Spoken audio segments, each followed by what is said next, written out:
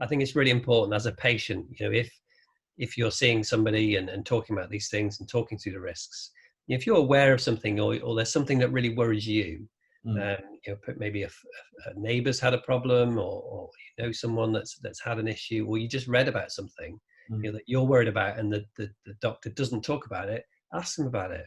Yeah. It's really important that that consenting is all about trying. As a doctor, you try and tell patients everything you think they need to know. But sometimes you don't, and there's something that's niggling them that they're really worried about, that's important to them. It's hard to get to that. I always ask this, is there anything else you're worried about? But sometimes patients won't, and they'll hold back. But please, I just ask people, just ask, please ask about everything you're worried about.